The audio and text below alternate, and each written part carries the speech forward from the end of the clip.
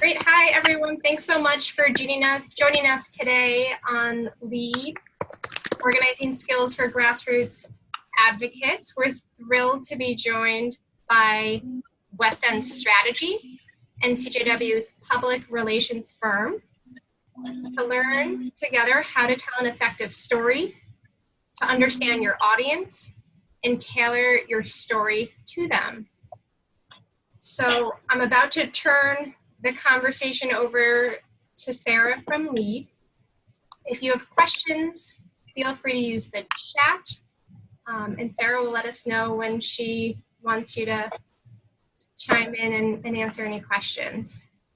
Thank you again for taking the time today during a very busy month. Happy Hanukkah to everyone.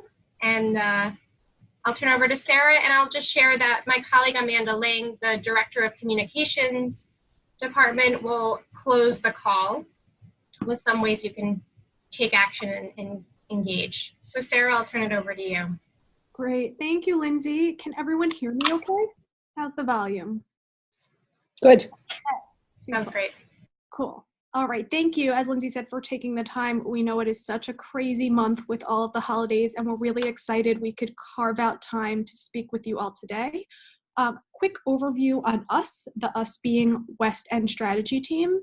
We have headquarters in DC and a satellite office in New York, as well as Chicago. We actually just celebrated our 5-year anniversary as a communications firm. There's about 17 of us across all of our offices, and we work almost exclusively with social justice organizations with a real focus on nonprofits that work in the faith-based space. We in New York work with a lot of Jewish communal organizations, and while we don't like to play favorites with our clients, within this group, we can tell you that NCJW is one of our favorites. I am a senior strategist here in our New York office, and I work in this space with our VP in New York, Samantha Colombe, and our strategist here in New York, Lauren Silverman. We're both on this call, and we are also joined on this call by Ari Geller, who is our COO in Washington, D.C., and he is also very involved in the work we do with NCJW. So that's us. We know that this is a really diverse group of participants on the call today with various levels of experience with organizing and communications. So today we'll go over super basic elements of storytelling, messaging, and branding. In the future, we hope that we can reconnect with you all and your colleagues and your members in the future to do a training that maybe dives a little bit deeper into communication strategy and media relations and gets into a bit more of the nitty-gritty tactics to help lift up your work. But for today, we'll sort of cover the basics, and then we'll see what follow-up is needed based on what your needs are. We love trainings like this. We love it when they're in person, but we know logistically that's impossible, so we can really make eye contact and, give high fives. So since this is video, we just encourage you to chime in. We'll open the floor to questions.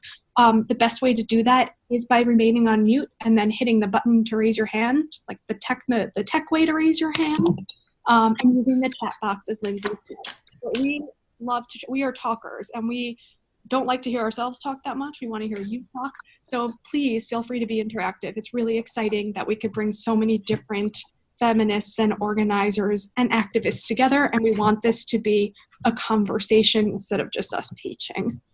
I think that covers all of housekeeping. So just note that after this call, we or Lindsay will make this PowerPoint presentation available to you, maybe to help you move forward with what we'll go over today. And we'll also share a storytelling workshop after worksheet.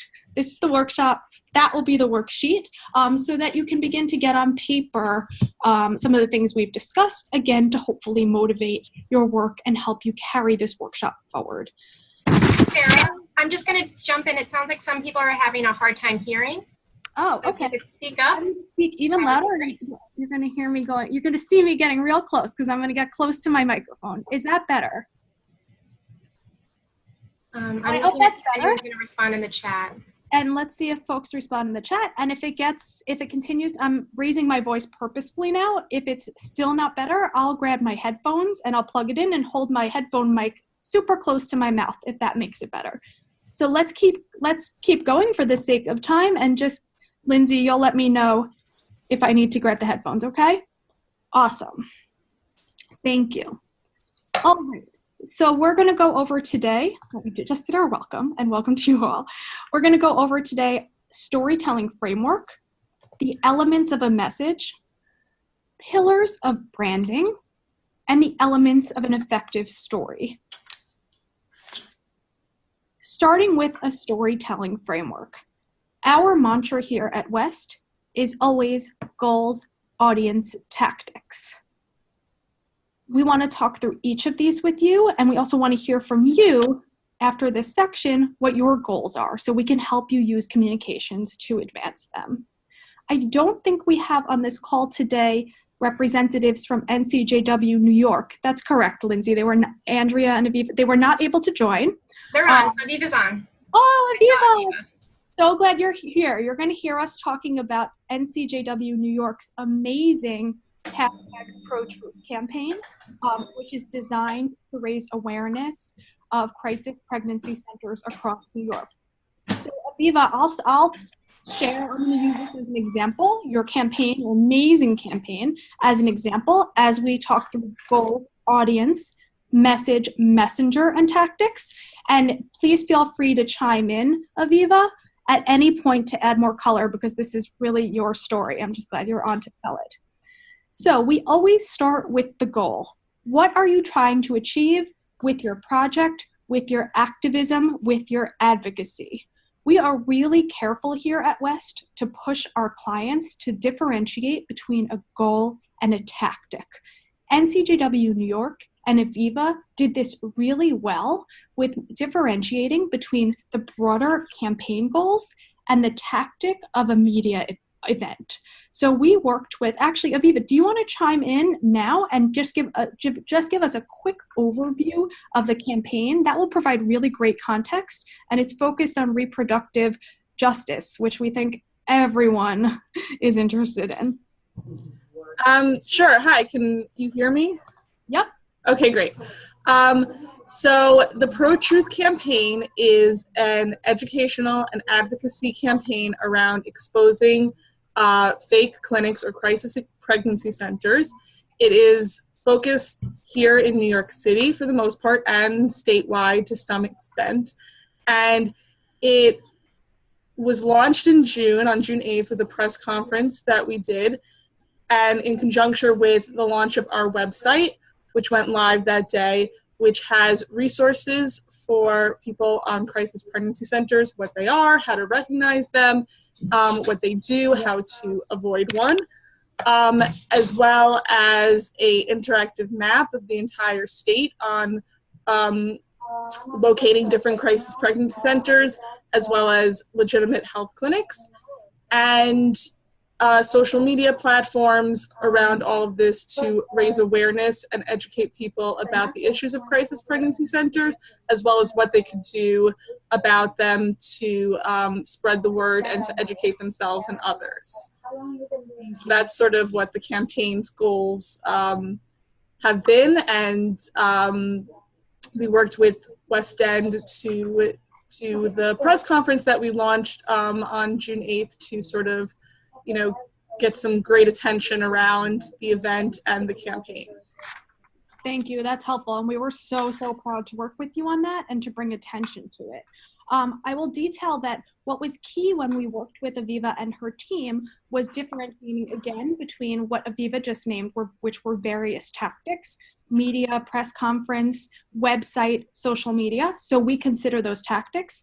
And everything that drove all of those tactics was the overarching goal of raising awareness about crisis pregnancy centers and educating women and families on how their reproductive rights will be compromised by crisis pregnancy centers. And so just to be fully explicit, I think, Aviva, you touched on this, but crisis pregnancy centers are these centers, right, that claim to be or present themselves as licensed healthcare professionals, but actually they do sort of a bait and switch where they've developed tactics such as making sure they're the first to appear in Google if someone types abortion. And they essentially get women to come in and then lie to them about what their reproductive rights are, with the goal of getting them to avoid having an abortion or thinking through other family planning options. So our overarching goal was to raise awareness of that. So we have outlined 1, 2, 3, 4. There are 4 different goals to talk through, and we'd love to hear from you all. We see one goal generally with this advocacy work as just what we did with NCJW New York, raising awareness of an issue. Another goal is to mobilize around an issue, for example, join a movement. A third goal is to take a specific action, for example, to attend a rally or to sign a petition. We've seen so many great petitions across the NCJW network. And a fourth goal is to spark or advance a public dialogue. We started NCJW doing such great work around this with the Kavanaugh hearings, right? Contributing to the Me Too dialogue around Kavanaugh, and generally Me Too. So these are all different examples of goals that we think through and that may apply to your work. We'll go through audience, message, messenger, and tactics, and then want to hear a bit from you all about your different goals and audiences. With the Pro-Truth campaign, there were a couple of different audiences. One was advocates, and Aviva, jump in if there's anything else to add. Advocates, elected officials, policy and legal experts, and service providers that work with women who could be deceived by crisis pregnancy centers. So those were the key audiences that they had identified, that you had identified, Aviva, and that we were keeping in mind as we unrolled our communication strategy. Other potential audiences that may be relevant to your work. Just a quick reminder for housekeeping to mute. Hello, Shirley. How are you? Great, thank you. So different audiences to keep in mind when you're doing your work. Current and potential NCJW members, coalition members and or partners or allies. You know, in the Courts Matter work that Lindsay does, there's a whole bunch of great partner organizations, elected officials, donors and supporters, and journalists. So we're careful to identify these audiences because media is just one tactic and media relations, and journalists are just one audience. Then we always think through what is the message that will motivate your audience and who is the messenger best positioned to deliver your message. So again, looking at Pro-Truth, Aviva, a key message, and again, jump in, but a key message for us was that crisis pregnancy centers are undermining New York women's reproductive rights. That was the top line message. And the messenger, in many cases, well, we had a couple of messengers. We had Andrea, the executive director. We worked with her on an op-ed, which was one of the tactics that followed. And at this press conference, we had different activist women from Planned Parenthood. We had a local councilwoman, and we'll still work with you, Aviva, to see if there is an actual woman who's been directly impacted by crisis pregnancy centers who can tell her story. So always thinking of different people who can carry the message. And then tactics are what provide the best means for delivering your message. So that can be social media, that can be traditional media, like an op-ed or a story that we pitch to a journalist, or that could be an event, like the media event that we did with Pro-Truth at City Hall in New York. So those are the different frames for storytelling. We'd love to open the floor now to hear about different goals that you all might have, who you see as your audience, or if you're not sure, we could talk through it. This can be a little workshopping, and what your message is, and messenger and tactics. So feel free to ping us in the chat, and please don't be shy. We really wanna, this is like a fun opportunity for us to all talk through things together, and we're so New York Central that it's nice for us to hear from folks in communities all across the country and the great work you're doing in these interesting political times. And I'm looking at the chat also. And let's see. Anyone?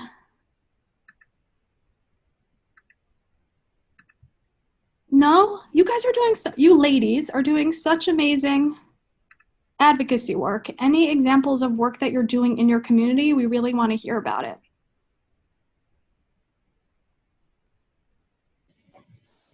No? Sarah, Okay. we have a goal in the chat. Oh, give me 1 second to make sure I can find my way to the chat. I'll just say it. It says, I'm not sure the person, but the goal is to grow member base of Public Health Association. Sorry, 1 second. I'm having trouble, just a little technical difficulty. And so I'm going to look, I think it's because I'm sharing my screen. So I'm going to share Lauren's screen as well to look at the chat. And if people want to unmute themselves and also share a goal, feel free to do that. Yeah, at this point, feel free to just verbally chat. Hi there. Okay, so I'm looking for that last question in the chat and I don't see it. Can whoever asked that just shout it out? Goal. Grow member, okay. Be more specific. Oh, I'm seeing a couple now. Let's look through them. The goal is to grow member base of Public Health Association, and that's from S. Weissman. That's the first one I've seen, so let's just go in order. And thanks for looking at my side as I shared Lauren's computer. S. Weissman, what's your first name? And why don't you chat with us if you feel comfortable speaking? You would just have to unmute yourself, S. Weissman. If not, we'll go on to, we could talk through that. Or we can go on to the next goal that someone shared. Okay, let's go on to the next goal that we see here in the chat. Secure, this is from Rosalind Keith. Secure capacity building dollars to grow. Stand with trans and broaden awareness about our programs. Rosalind, why don't you tell us, if you feel comfortable speaking, why don't you tell us a bit, looks like there are actually 3 different goals there. So why don't you pick your favorite and we could talk through it as a group. Hi, it's you can call me Roz. Hi, Roz. Hi. Brave So, first one. yeah, no problem. So Stand with Trans is not quite 4 years old, and our focus is on supporting transgender youth and their families. We're based in the Metro Detroit area. We have one national initiative, and then everything else is in Michigan for now. But because we're young, even though we've had really incredible growth in our short lifespan, we're at a point now where we need to expand. We need a physical space. We need to have, I'm the only paid staff member, so we need additional people on staff. We need to grow our board. So there's a lot of things going on that you would expect from a young organization, but we're at a point now where we really need to secure the capacity building dollars. And we've received some really nice grants in 2018, but as you all know, those are project specific, and we can offer more via the grants, but it doesn't allow us the resources to secure space and add staff and so on, and any kind of long term. So that's, a big piece of it. And then the other is we're always looking for ways to get our message out in a greater way.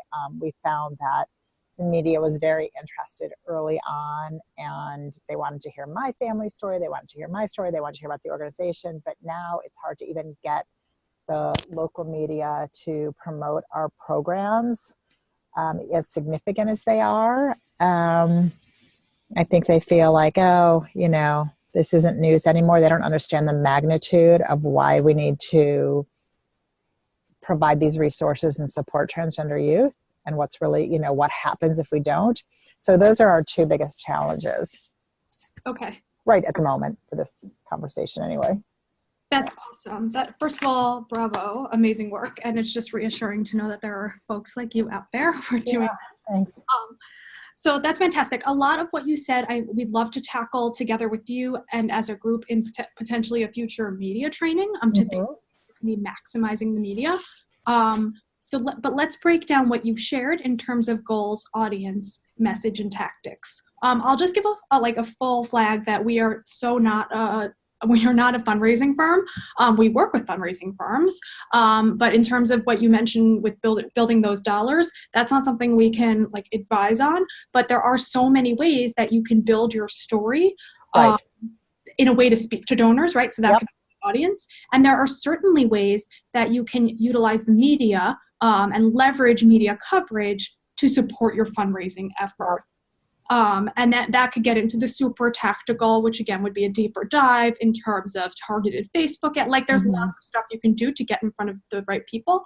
But taking it a step back, it sounds like your goal, and others feel free to chime in and correct me if this feels off, but it just sounds like your goal is generally to raise the profile of your organization. Oops.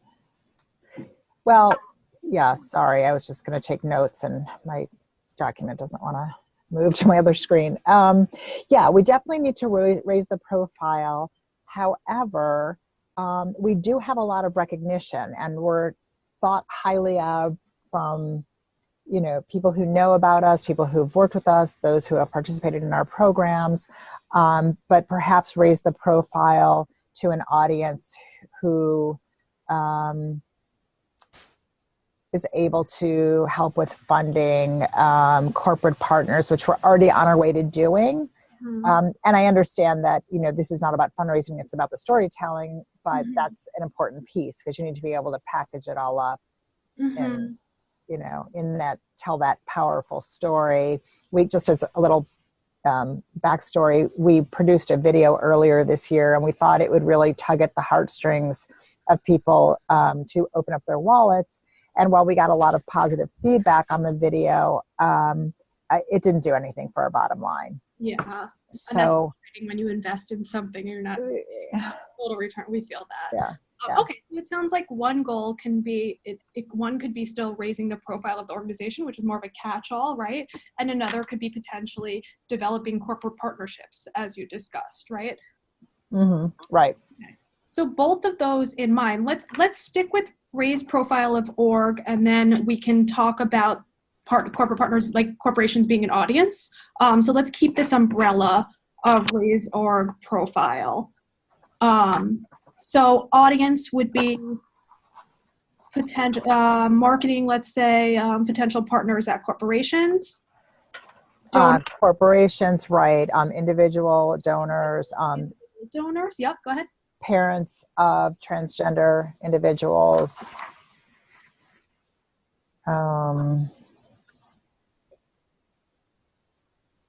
Anyone that has contact with families and youth. So schools, pediatricians, mental health professionals. So teachers and social service providers. Yeah.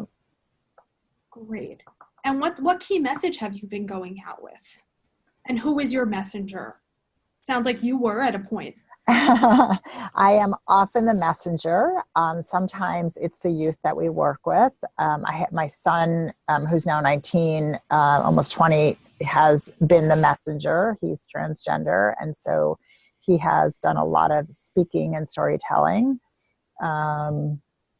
And as I said, we've used other youth. We now have a couple of other people in the organization who are able to be out there helping to tell that story, but I've been the primary face. So it sounds like, Roz, you're actually really ahead of the game here. And you would need to focus more on tactics. Something key that you said, and we'll, in our next section, and I'm just conscious of time, we'll talk through the elements of the story. And we were going to talk through Pro-Truth, but maybe you can share actually some of the stories that you've gone out to. You and your adult teenage child have gone out. But a key thing that a flag for us was that you said the media used to promote your programs. I think it's really key when you're doing media relations, not to think of the media as, that's marketing, right? Like they are not there to promote your programs, or they are, but they'll ask you to pay. They'll say, buy our advertising. We have a great screen for you. But it's really, so much of this storytelling is really thinking of how you are giving that, especially with journalists. I am giving you this great story. You wouldn't have access to this person or the larger story of the organization's impact without us. So it's really positioning yourself tactically to tell a unique story that journalists wouldn't have otherwise, and as opposed to thinking of them as promoting your organization. Right, and I do understand that, and we have a media relations expert who works with us, who is the conduit between what we're doing and the producers and the local broadcast media, and they feel like, oh, the audience isn't big enough, or we've had them on before, but yet they'll do the same flower shows and the same cookie companies and Yeah, we feel you completely. So again, it sounds like you are ahead of it, and you're now at the place where we are at all the time. We have so many great stories, and in such a competitive news environment, right? Where the cycle, like honestly, we will plan for a client like NCJW, and we'll want to highlight a big campaign, and then Trump will tweet something, and it throws off our whole idea, right? Because journalists like, I can't talk to you. I'm only covering Trump's Twitter today. Right. Unusual times, to say the least. But in terms of knowing your goals, having your specific audience, having you and your child as the messenger, and then using the tactics with your media relations expert, you're in like great shape, Roz, and that's a great example. Thanks. Sure. So we would love to talk even more about different goals, audience tactics, but let's skip ahead and keep going with elements of a message. And we'll talk about Pro-Truth, or Roz, you can talk more about your work. And so this we've already covered. And again, this is just to break it down for you. And we will share in terms of goals and audience, knowing who your target audience is, what you want to impart on them, what action you want to take. We're going to share this PowerPoint with you so you have this as a checklist for your work. Okay. Elements of a message. Whenever we think of storytelling and the message that you are imparting in storytelling, we break it down into 3 key pillars. The head, which is the substance, the heart, which is the emotion, and the hand, which is the ask. So, diving deeper, the head is essentially the problem statement or the social issue. So I always think about when I was in high school and my teachers would push me to do that hypothesis, right? Like, why is this relevant? What is the issue? What are we working through? With Pro-Truth, it was crisis pregnancy centers, right? There's, how many, Aviva, are there? Do you know off the top of your head? Not to put you on the spot or anything. In New York, there are about 100 in New York State. So this is the head. There are dozens of CPCs across New York that are misrepresenting themselves as licensed medical facilities in order to deny women abortions and reproductive rights. And these fake clinics are the new front lines of the battle for reproductive freedom. That was essentially like the head and the issue. Then we go to the heart. And so, Roz, I'm sure you're all about the heart, right? This is the emotional aspect. Why should anyone care? Why should this resonate emotionally with folks? And this is where we get the audience and we get the journalist audience, like Roz, when you're doing that pitching, right? It's tugging at the heartstrings. With crisis pregnancy centers and Pro-Truth, one of the elements of the heart would be citing, for example, that crisis pregnancy center doctor, I don't even want to call them that, like full quotes, employees would tell women that if they got an abortion, they would get breast cancer. So they created this completely made up link between reproductive freedom and breast cancer. That's obviously incredibly, I can't think of anything that would pull at for me personally, that would pull at the heartstrings more. But everyone has their own set of heartstrings, and it's finding the right heartstrings to pull for your audience based on your goals.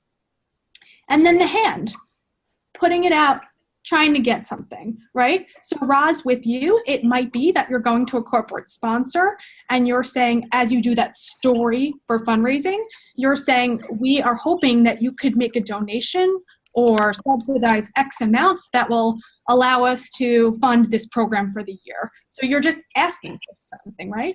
Or with so many of the advocates, it's a call to action. So with Pro-Truth, the call to action, and Aviva, again, correct me, but we and you, actually, we followed your lead, had a call to action of sharing updated mapping. So the ProTruth website has a great interactive map of where there are CPCs across New York in order to avoid them. So it was share this map and educate at-risk populations through outreach in schools and communities. Sometimes it can be, as we've worked with NCGW, sign a petition, especially around opposing federal judicial norms. So those are all examples of calls to action.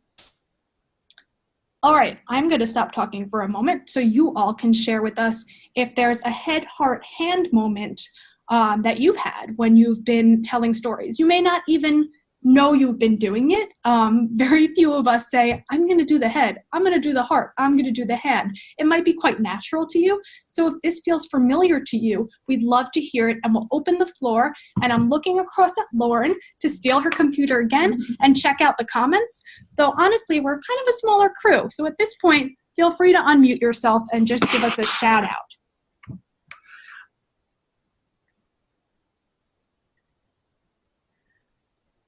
And I'm reading. You're again going to see the side of my face as I just lean over and read. And is everyone able to hear okay? Because I'm reminded of those comments from earlier when you couldn't hear that well. I think we're okay.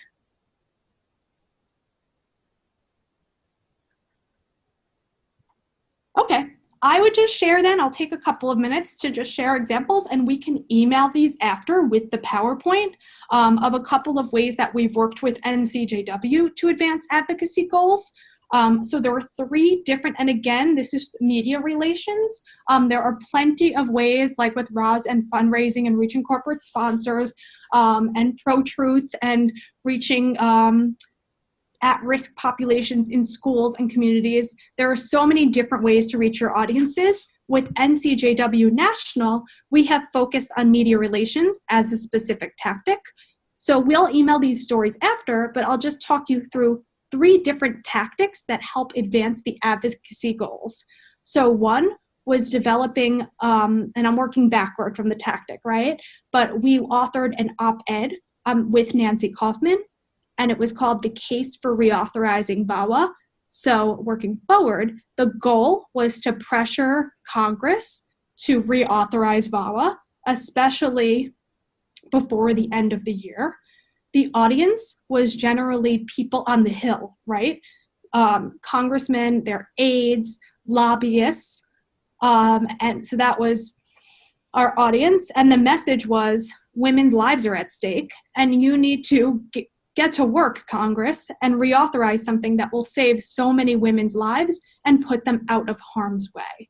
So that was goal, audience, message, and the tactic coming full circle was this op-ed that we placed in the Hill. We were super excited we placed it in the Hill because that was the best communications vehicle to reach the target audience.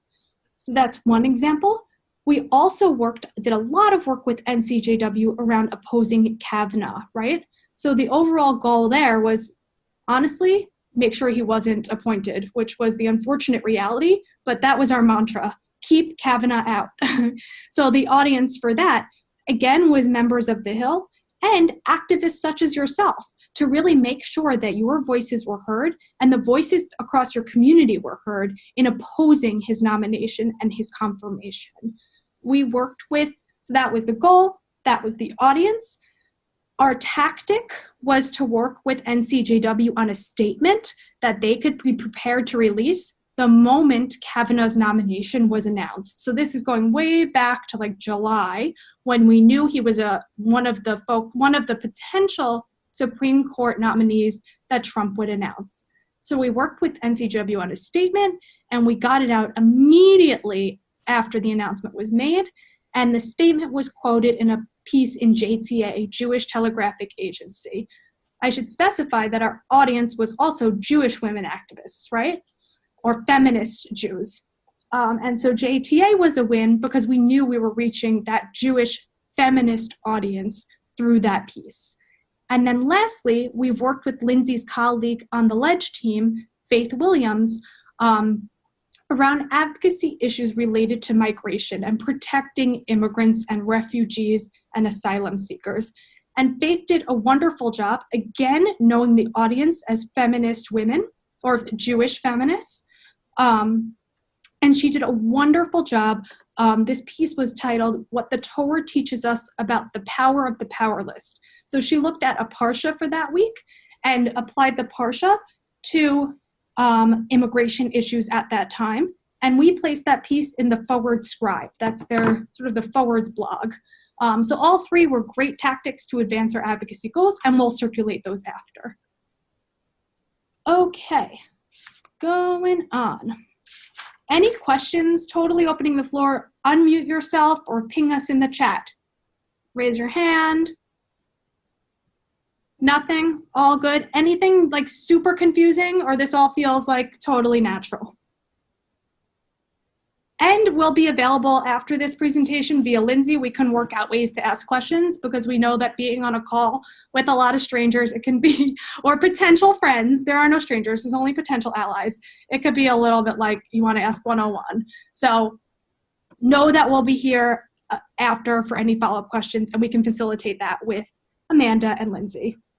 Okay, we have 20 more minutes, so we'll go through effective branding and the pillars of branding.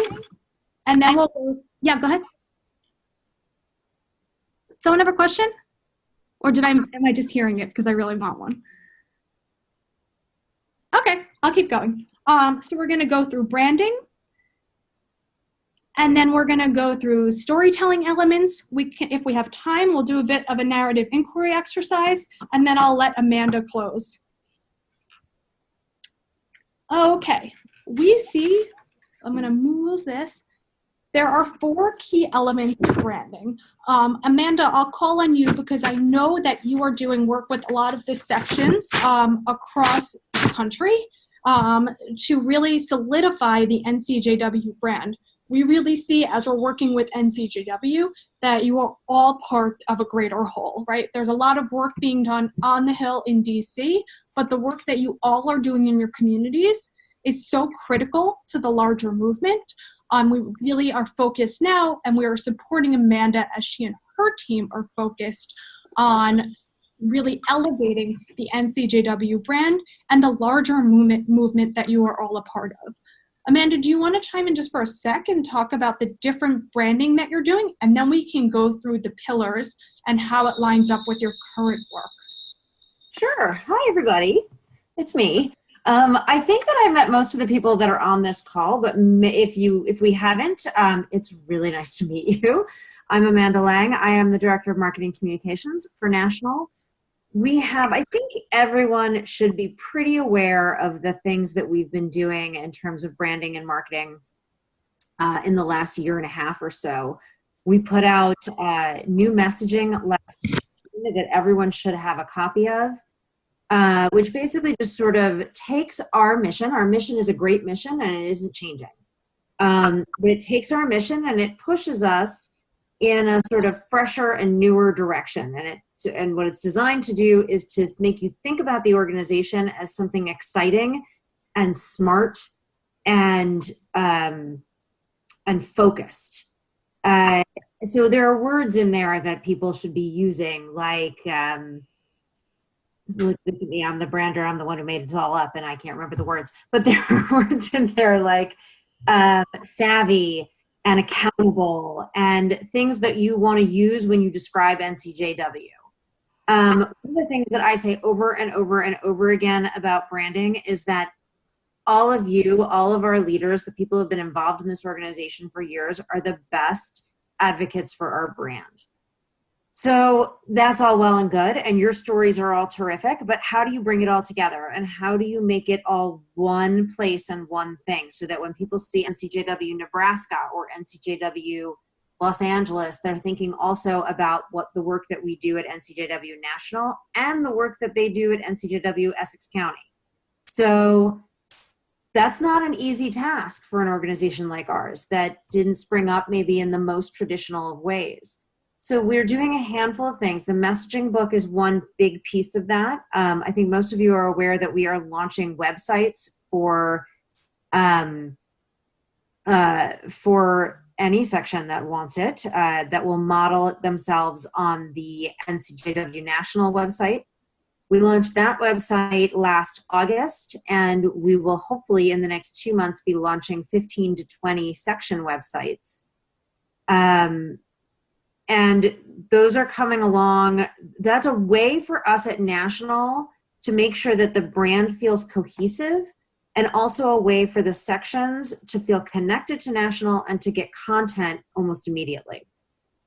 Another way that we do it through the National office is to constantly try to advertise our sections and our sections work.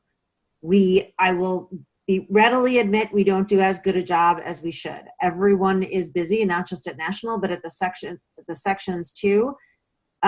You guys don't always have time to tell us exactly what you're doing and to sit and be tortured by our endless questions. And we don't always do the best job reaching out. So, but what we try to do is to get as many of your stories up on our website as we possibly can.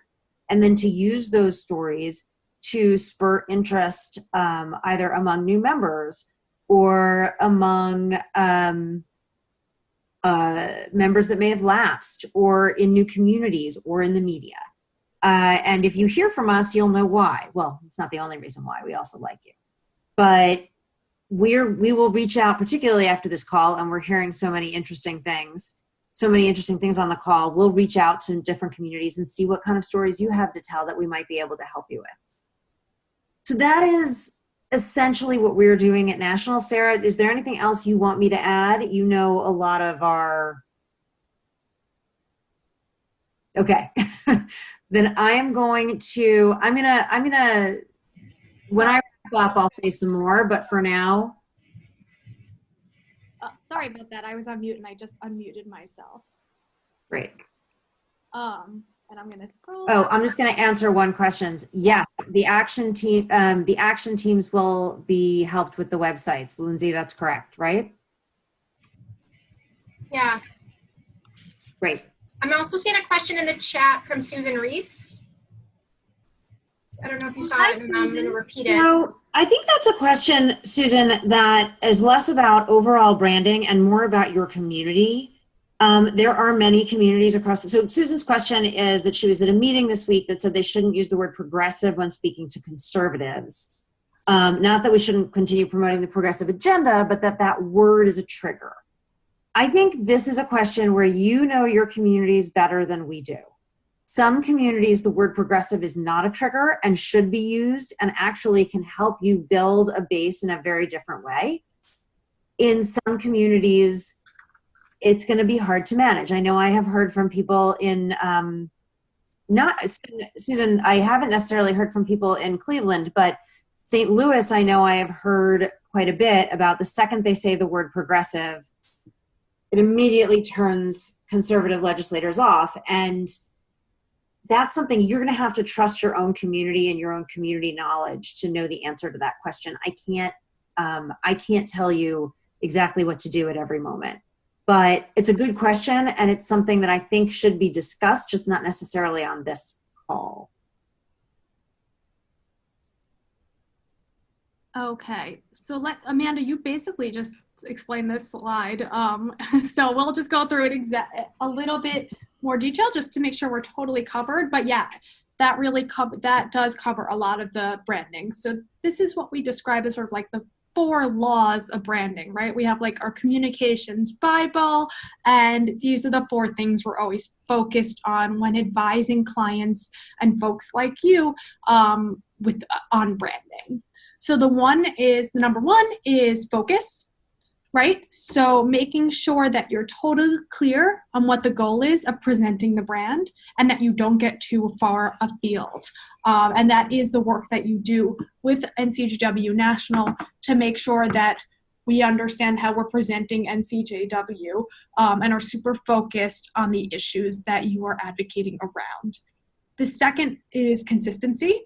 So as you talk about NCJW, so like Roz might talk about NCJW to one group of people, and Susan and Aviva are talking to another group of people, and those conversations are going to vary a little, like you're in different parts of the country and you have different folks, but generally we want you to sound the same as one another, right? Like we want you to be consistent across the board in terms of what NCJW stands for, what NCJW believes in, and what NCJW is working on, which is why we're so glad we can host forums like this so that we're all like getting together on the same page and helping with consistency. Next is authenticity. So you don't need to each, again, Roz and Aviva and Susan are not using the same exact words because it should feel completely authentic to you. Roz has a really powerful, it sounds like you have a really powerful, we'll talk offline, personal story. And that story is very personal to you and it's gonna resonate with your audiences in a real way. So like here I am, like your PR publicist, the way I'm talking to you right now as a publicist is going to be completely different than the way Roz is talking to her potential corporate sponsor. You also don't want to be reading from a script. Like we always joke that when you're working on branding, you're not in the 5th grade reading the Gettysburg Address. You're not reading from a script, but you want it to feel organic and natural to you. And the third is actually fourth is leadership. So our goal for you is to establish thought leadership across NCJW, across this whole sector, this whole space of women's rights. So to make sure that you are establishing yourself as an individual and reflecting on the organization as a whole, as an expert in this space, not only with women's rights, but the rights of children and families, and generally of the progressive community. So those are that's like a mini take on the Bible of branding and the 4 laws. I'm gonna scroll through. Any questions, concerns, ideas? No? Okay, we'll just go through some key storytelling elements. Again, this is a slide I'm realizing now that feels super heavy with text. So we'll just talk through it and we'll make sure, again, that you have this PowerPoint so that you can read at your leisure. Elements of a successful story. Knowing your last line. This is huge. So just like any good piece of writing, you want to have a strong and impactful last line. So this might be, for you, Roz, something like, we're creating a space for trans youth who have nowhere else to turn, right? Like that could be potentially a last line. Like it really announces and closes out what you are and what you're doing. So Aviva, yours could be, we are bringing down crisis pregnancy centers 1 borough at a time, or something like that, right? Something sort of short and punchy, but as you're telling your story, you want to really arrive at that point and know it before you say it. Next element of a successful and compelling story is to name your characters. So you might talk about this as workers. I mean, there could be a range of people that you work with. So Roz, like naming your 19-year-olds, Aviva, naming someone you know who was deceived by a crisis pregnancy center, just developing those characters like any good movie, which is essentially a really good story, right? Adding sensory information. So really making your audience feel like they're in this place or in this situation that you're describing. So again, Aviva with crisis pregnancy centers, that could be describing this sort of low-income neighborhood in Brooklyn or Queens or wherever, where women who don't have access to all the resources are being deceived. So it's really describing that neighborhood, describing New York, and describing the crisis pregnancy center itself.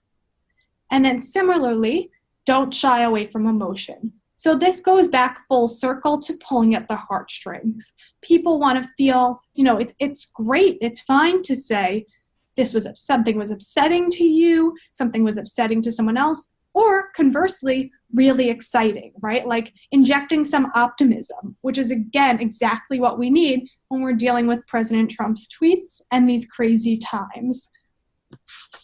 So those are the elements of an effective story. Any questions or examples of ways you have used these elements already? Okay, so we'll just move on. We have just a few more minutes left. We wanted to spend a bit of time talking through with you all times that you witnessed the impact of your work or something that inspired you. But I think this is a shyer crowd today than maybe others. So if you all are comfortable, I mean, we are all ears. We'd love to hear about times you witnessed the impact of your work or were inspired, and can talk through putting that in a storytelling framework. Any takers?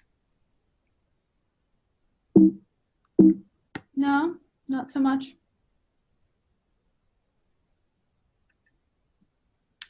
I was like raising my hand, but I realized that you're not seeing everybody who's on the screens. Yeah, thank you. Sorry. Yep. So, early on when we first came out as a family and agreed to tell our story publicly, and then started having other families call us to, they wanted to attend the support group we had started. And it was so impactful because, and one story in particular stands out, this mom who reached out to me said she was watching the news and saw the story, and she identified with me and said, oh my gosh, like I could be telling this same story. And then as part of the segment that they did, they had my son out in the yard. He was on his skateboard, and she said, and that's my son. So she completely identified on a personal level as it related to her child, from a family perspective. And, that made it all worthwhile that, being public and telling our story was a way to connect with others and provide safe opportunities for them to then find community. Yeah, that's great. So looking at our storytelling framework, and Ari, I'm looking at you, Ari Geller, if there's anything, Ari's really our story master. There are a couple of different elements that you can incorporate. Ari, not to put you on the spot, but do you have any initial reactions? I can share mine, but first of all, great story, and thank you, Roz, MVP of this call. No, I think that the way that you frame that, is really beautiful. And I think that the most important thing when we're thinking about storytelling is that authenticity. The key thing with all of this is that you want to have this authentic engagement with the person that you're talking to, and you want them to come away feeling knowledgeable about the information that you're getting across, feeling inspired by the story you're telling, and feeling directed as to what to do with the information. And the way that you framed that, I thought was really beautiful, and did a nice job of getting across those elements. Yeah. And I love that you said, I would actually choose that as your last line for this and other stories, Roz. Like, that is my son. Like, I think that's really powerful, especially after talking about a child who's transitioned or is facing, or is like working through identity issues, like just to have that, because that's a hard place for families to arrive at. And that sort of like really represents a lot. Or I don't want to assume, but that's what I'm hearing. Does that feel authentic to your experience? Yeah, absolutely. I think it's complicated and would require a much longer conversation, but I do try to integrate our personal experiences, and as we grow, it's really important to expand that and have those other stories, because we're almost 6 years past the beginning of our story, the beginning of our journey, and sometimes it's even hard for me to remember like where we started and the rough patches that we hit. So I want to be able to move beyond my story, which is important and impactful, but also to make room for others who can be a part of our narrative and who are involved in our programs, and all the stories are so different. Yeah. And I think that goes back to the sort of beginning of this training, which is the messenger, right? Like diversifying your messengers. True. The other thing that I'll just add, this is a little bit kind of storytelling 2.0, but one of the things that you often have to think about is, first of all, how do I tell my story? Yeah. And then how do I tell your story? So sometimes you're in a situation where the storytelling isn't necessarily telling your own story, but as you say, you're working in community with others. And so how do you share the story the person, you know, sitting next to you in this conversation. And then there's kind of part 3, which is how do I share our story? It's the collective story, so that when there's, you know, lots of you involved, all the people on this call, you can pick and choose. And how do you tell all those stories together? And so all of that comes into play of this. But as you think about, you're saying, you know, you're now 6 years past, you know, your story, you know, how do you start evolving if that's part of the frame in which you start thinking about it in terms of other collections of stories that are around you? Yeah. Very meta. Yeah, good point. Great. So that was everything we had planned to discuss today. I want to let Amanda wrap up with talking about ways that we can be helping you all tell your stories as you continue to think of them, and for you all to be working collaboratively with Lindsay and Amanda and Stephanie and their teams so that we can support them in helping you tell your stories. Again, very meta.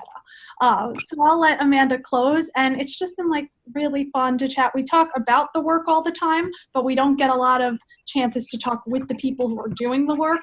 So this was really great for us, and we hope to do another similar training. It can be storytelling 2.0, meta storytelling, media relations 101. There's lots of different ways and trainings we could do together, and we'll just be coordinating with Lindsay to see what your needs are and how we can help meet them. Thanks, Sarah. And I want to thank you all so much for doing this and giving this little introduction. I do want to say that we only had an hour, and so we stuck with sort of basics. That head, heart, hand dynamic is really, really important, but it also makes it sound kind of easy. Like, oh, okay, I could just tell a story from my heart, and that would be all I needed. There's a lot of extra there that I'm sure you all know about. That will come into play once you start actually thinking about your stories. And once you do, I encourage you to come to us. So Stephanie Cohen, who is the Associate Director of Marketing and Communications, is also on this call. You can call either of us anytime or email and just talk to us about your story. Let us know what it is you'd like to do. Start thinking about that dynamic, not just the heart, head, hand, but who your audience is. Who do you want to reach? What do you really want to get out of this? And we can either help you work through it, or we can hook you up with our friendly neighborhood PR team at West, and they can help you work through it with us. So all of that is to say that there's a lot more to this, and I hope that you guys all follow up. The other thing I wanted to say is I noticed there were a handful of questions about sort of the very specifics of pitching a story, of how do you reach press, of how do you hold a press conference. There's an easy answer and there's a hard answer, and I don't want to get into them too much right now. There's a lot of work that we do behind the scenes to pitch the right people. It doesn't always work. I'm not going to lie to you and say that we have a 100% track record, because we don't. But we can work with you individually to really start thinking through those kinds of options. And the same thing goes for press conferences. I want to just say that there are a lot of ways to tell your story. The easiest way right now is to just start thinking and putting stuff down on paper or into a microphone and submit it to us for the 125th Stories collection. We can work from there very easily. We can also, if you want, help you turn stories into blog posts for something like Medium, or into op-eds for a local paper. And that, I realize we're at 2:31. I'm gonna wrap up this session, but I do want to tell everyone that Ari let me know that Cherie Brown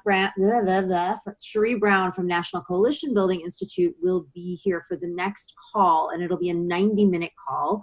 I was very excited to hear the topic, because it sounds really interesting to me, on how we respond to anti-Semitic comments we might hear from our allies. So we'll learn how to continue to build relationships with coalition partners and allies while holding individuals accountable for anti-Semitic microaggressions. So the call information is not set yet, but hold your calendars for January 16th from 1:30 to 3, not 2:30. So, and that, to me, is a super exciting topic and very appropriate for right now. Lindsay, is there anything else you want to say before we say goodbye? No, we'll be sending up a follow-up email with some of this information. And thank you all so much for joining us today. Have a great holiday and New Year. Thank you. And thanks to West End. Appreciate it.